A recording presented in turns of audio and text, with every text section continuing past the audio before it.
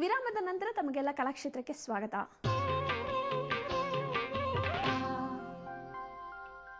ಭಾಗವತ ಅದು ಪುರಾಣ ವೇದಗಳ ಅಂಶಗಳನ್ನೊಳಗೊಂಡ ಬೃಹತ್ ಗ್ರಂಥ. ಇದು ಸಂಸ್ಕೃತದಲ್ಲಿ ಬಲು ಪ್ರಸಿದ್ಧವಾಗಿತ್ತು. ಭಾಗವತದ ಆಧಾರದ ಮೇಲೆ ಹಲವು ಉಪಕಥೆಗಳು ಹುಟ್ಟಿಕೊಂಡಿದ್ವು. ಆದರೆ ಸಂಪೂರ್ಣ ಭಾಗವತ ಕನ್ನಡಕ್ಕೆ ದಕ್ಕಲೇ ಇಲ್ಲ. ಈ ಹಿಂದೆ ತಾಳೆಗರಿಯಲ್ಲಿ ಕನ್ನಡ ಭಾಷೆಯಲ್ಲೇ ಭಾಗವತ ಲಭ್ಯವಾಗಿದ್ರೂ ಅದು ಜನರ ಕೈಗೆಟುಕುತ್ತಿರಲಿಲ್ಲ. ಇದೀಗ ಆ ತಾಳೆಗರಿಯಲ್ಲಿರುವಂತಹ ಕನ್ನಡ ಭಾಷೆಯ ಭಾಗವತವನ್ನು ಬಿಡುಗಡೆಗೊಳಿಸಲಾಯಿತು. ಭಾಗವತದಂತಹ ಉದ್ಗ್ರಂಥವನ್ನು ಇಂದಿನ ಬರಹ ರೂಪಕ್ಕೆ ತಂದು ಸಂಪಾದಿಸಿದವರು ಅಮೆರಿಕದ ಭೌತಶಾಸ್ತ್ರಜ್ಞ ಡಾಕ್ಟರ್ HR ಚಂದ್ರಶೇಖರ್. ಇತ್ತೀಚೆಗೆ ಬೆಂಗಳೂರಿನಲ್ಲಿ ಈ ಕೃತಿಯನ್ನ ಅನಾವರಣಗೊಳಿಸಲಾಯಿತು. ಭಾಗವತ ಅನ್ನುವುದು ಭಕ್ತಿಗೆ ಸಂಬಂಧಿಸಿದ್ದು, ಭಾವಕ್ಕೆ ಸಂವೇದಿಯಾದದ್ದು. ಸ್ವಲ್ಪ ಸೂಫಿ ಕಥೆಗಳ ಹೋಲಿಕೆ ಇದಕ್ಕಿದೆಯಾದರೂ ಸೂಫಿಗಿಂತ ಭಿನ್ನ.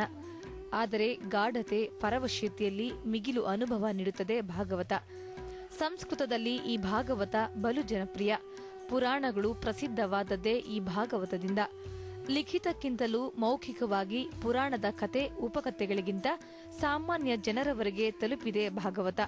ಆದರೆ ದಾಖಲೆ ರೂಪದಲ್ಲಿ ಹುಡುಕಿದರೆ ಸಂಸ್ಕೃತದಲ್ಲಿ ಮಾತ್ರ ದೊರೆಯುತ್ತಿದ್ದ ಭಾಗವತ 17ನೇ ದಶಕದ ಉತ್ತರಾರ್ಧದಲ್ಲಿ ಕನ್ನಡಕ್ಕೆ ಬಂತು. ಅದು ತಾಳೆಗರಿ ಮೂಲಕ. ವಿದ್ವಾಂಸ ರಾಮಣ್ಣಯ್ಯನವರು ಈ ಗ್ರಂಥದ ಕರ್ತೃ. ಈ ಕೃತಿ ಇದೀಗ ತೀರಾ ಜೀರ್ಣಾವಸ್ಥೆಗೆ ತಲುಪಿದೆ. ಅದರ ಜೊತೆಗೆ ಈ ಕೃತಿಗೆ ಮರುಜೀವ ಕೊಡುವ ಪ್ರಯತ್ನ ನಡೆದಿದೆ. ಇದೀಗ ಹೊಸತೊಂದು ಹರಿವು. ಭಾಗವತದ ಕನ್ನಡ ರೂಪದ ಹೊತ್ತಿಗೆಯೊಂದು ಬೆಳಕು ಕಂಡಿದೆ. ಈ ಕೃತಿಯನ್ನು ಸಂಪಾದಿಸಿದವರು ಹಿರಿಯ ಭೌತಶಾಸ್ತ್ರಜ್ಞ ಹೊಳಲ್ಕೆರೆ ಚಂದ್ರಶೇಖರ್. ಈ ಪುಸ್ತಕ ಇತ್ತೀಚೆಗೆ ಬೆಂಗಳೂರಿನಲ್ಲಿ ಬಿಡುಗಡೆಗೊಂಡಿತು.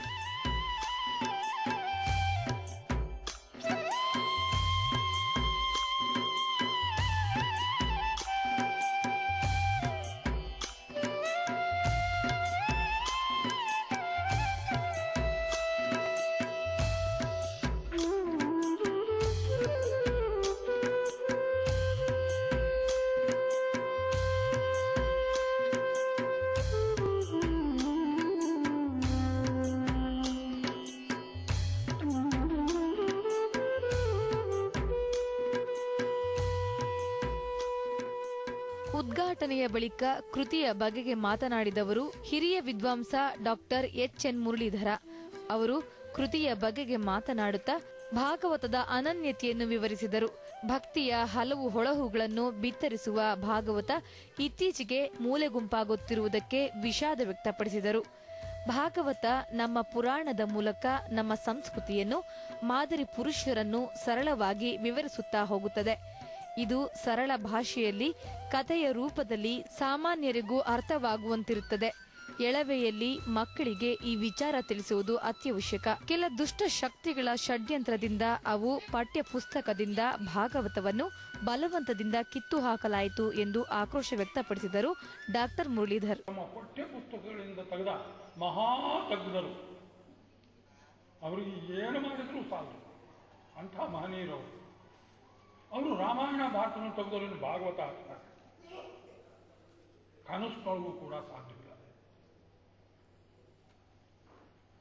ಆದ್ದರಿಂದ ಭಾಗವತದ ಪರಿಚಯ ನಾವು ಚಿಕ್ಕ ಹುಡುಗರಾಗಿದ್ದಾಗ ಅಂದರೆ 1938, 40, 42 ಇರುವಾಗ ಭಾಗವತದ ಪದ್ಯಗಳನ್ನು ಕೇಳ್ತಾ ಇದ್ವಿ. ಈಗ ಅದನ್ನು ಯಾರು ಹೇಳೋದು ಇಲ್ಲ, ಯಾರು ಕೇಳೋದು ಇಲ್ಲ. ಇದಕ್ಕೆ ಇನ್ನೊಂದು ಕಾರಣ ಇದೆ. ಭಾಗವತವು ಅನೇಕ ಕಥೆಗಳ ಸಂಕಲನ. ಇದೇ ಸಂದರ್ಭ ಮಾತಿಗೆ ತೊಡಗಿದ ಹಿರಿಯ ನಿಘಂಟು ತಜ್ಞ ಪ್ರೊಫೆಸರ್ G. ವೆಂಕಟಸುಬ್ಬಯ್ಯ ಭಾಗವತದ ಹಿಂದಿನ ಉಪಕಥೆಯನ್ನು ವಿವರಿಸಿದರು. ವ್ಯಾಸ ಮಹರ್ಷಿಗೆ 17 ಪುರಾಣಗಳನ್ನು ಬರೆದರೂ ತೃಪ್ತಿಯಾಗದಿದ್ದಾಗ ಮಹರ್ಷಿಗಳು ತನ್ನ ಮನದಿಂಗಿತವನ್ನು ನಾರದ ಮುನಿಗಳಿಗೆ ತಿಳಿಸುತ್ತಾರೆ.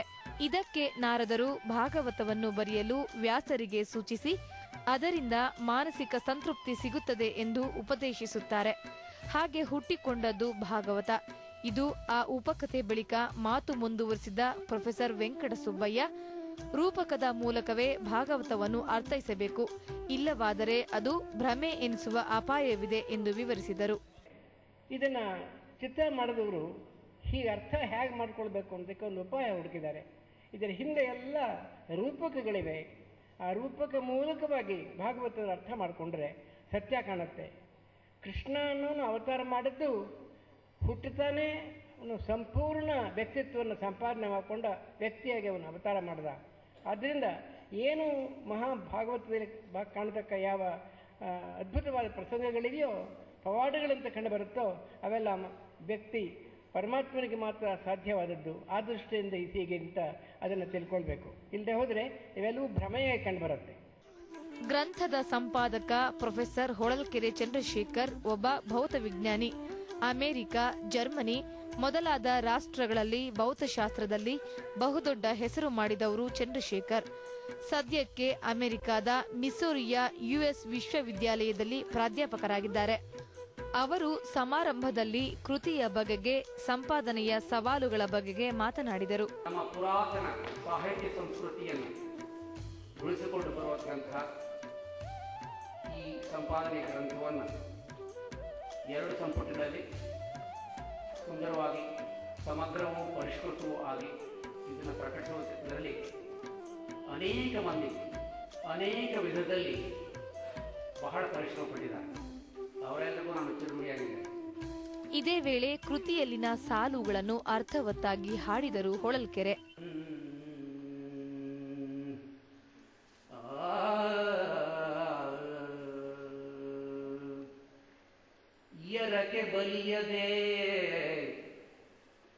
ಎದಕ್ಕೆ ಬಲಿಯದೆ ಹಸಿದ ಹಕ್ಕಿಯ ಮರಿಗಳು ಅವ್ವೆಯ ಪರವ ಕಾಣದೆ ಮರುಗಿ ಬಾಯಿ ಬಿಡುವಂತೆ ಕೂಡಿನಲ್ಲಿದ್ದು ದೆಸೆ ದೆಸೆಗೆ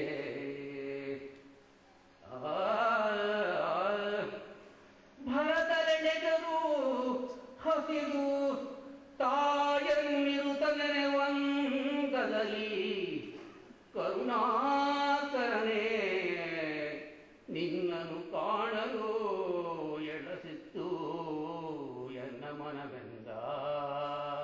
ಇದಾದ ನಂತರ ಈ ಗ್ರಂಥದ ಸಾಲುಗಳನ್ನು ಗಮಕದ ಮೂಲಕ ವಾಚಿಸಲಾಯಿತು. ಸಕಲಾಗಮೈಕಸ್ತುತ್ಯ ಗುಣಗಣ ಸಾಗರನು ಕಾರುಣ್ಯನಿಧಿ ಕಾರುಣ್ಯನಿಧಿ ಕಾರುಣ್ಯನಿಧಿ ಕಾರುಣ್ಯನಿಧಿ ವಿಘ್ನೇಶನ ಒಲವಿನಲಿ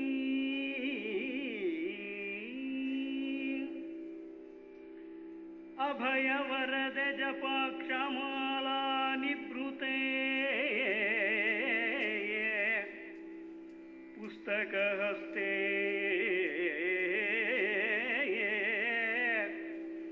ಅಭಯವರದೆ ಅಭಯವರದೆ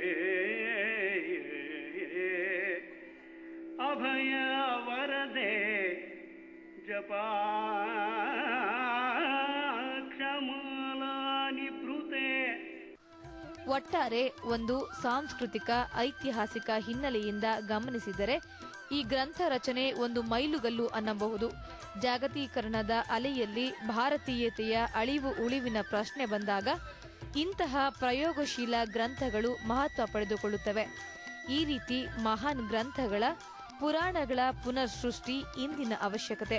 ಅದು ಇನ್ನಷ್ಟು ಬೆಳವಣಿಗೆ ಕಾಣಬೇಕಾದ್ದು ಅನಿವಾರ್ಯ. ಕಲ್ಚರಲ್ ಬ್ಯೂರೋ, ಸುವರ್ಣ ನ್ಯೂಸ್, ಬೆಂಗಳೂರು. ಮುಂದಿನ ಭಾಗದಲ್ಲಿ ಇನ್ನೂ ಹಲವು ಸಾಂಸ್ಕೃತಿಕ ಕಾರ್ಯಕ್ರಮಗಳಿದೆ. ನೋಡ್ತಾ ಇರಿ ಕಲಾಕ್ಷೇತ್ರ.